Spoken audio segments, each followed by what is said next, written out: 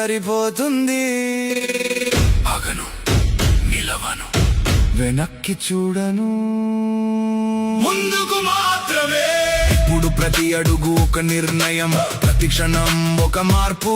నా దారి ఇప్పుడు స్పష్టంగా ఉంది, నా గమ్యం ఇప్పుడు దగ్గరగా ఉంది.